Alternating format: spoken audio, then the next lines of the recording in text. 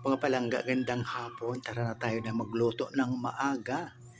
Dahil hindi medyo magandang ating weather ngayong hapon, medyo mahangin. Malakas, baka mag-brown out. So yun, tara na tayo na maging busy sa ating kusina mga nanay. Sa mga nagluluto dyan tuwing sasapit ang kainan, umaga man tanghali o hapon. Tara na maging busy sa kusina.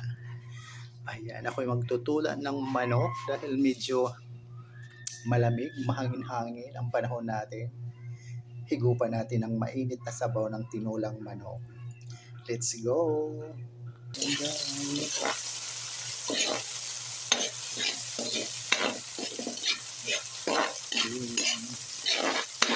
So yun na siya mga palangga. Singkotsa muna natin para lumabas yung sarili niya. Katas sa katawan na tubig. Okay, tuyo-tuyuin natin bago natin lagyan na sabaw. At budburan na natin ang asin. Pauna pa lang yan.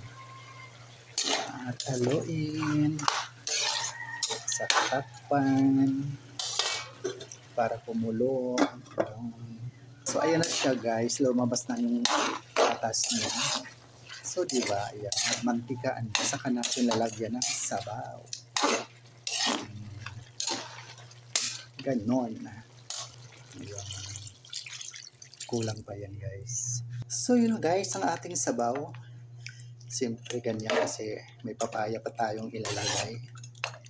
Yan. Pakukuloy na lang natin. Yun. Yan guys, buksan na natin dahil kulong-kulo na siya. Yan, tignan natin kung pwede na ilagay ang papaya. Mukhang pwede na mga palangga. So yun. Shout out to mga Flor Abina. And to my dear friend Emily Meyer Valleta. Ulam natin ay tinulang manok. Ayan. At ilagay na natin ang ating papaya. Ayan, ang dami. Ayan guys. Isang piraso lang yan na papaya. Kaya lang medyo malaki ang napitas ng pamangkin ko. Kaya okay lang. Mas masarap na yung maraming papaya. So yun, shout out din kay Ma'am Melinda, kay Listy, Ma'am Elina, Anong Marasigan, ang aking mga palangga na masusugod niya nag-i-embrace palagi sa atin, Ma'am Kaniri Farmers Vlog, at Ma'am Eve Farba, thank you so much sa nagagandahang mga taong ito. Ayan, ating mga palangga na mga content creator din po, pakiakap naman po sila guys. Makikita nyo sila sa aking comment section at saka sa reaction or like. Yan. So yun po, buksan na natin at kulong-kulo na. Ayan, at ilagay na natin ang ating pampasarap. Yan. Para mas lalong masarap ang paghigop ng sabaw. Hindi mawawala yan syempre. So yun guys. Yummy na, malapit na tayo magapunan mga palangga. Ayun.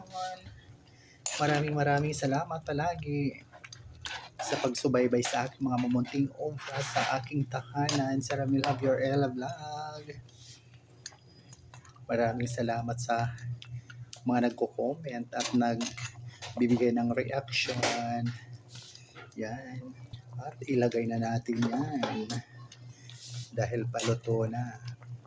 So yun po. So yun guys, luto na muli. Maraming salamat. Kita-kita sa susunod ko mga video mga palangga. Love you all. God bless us all. Bye. Tayo maghaponan.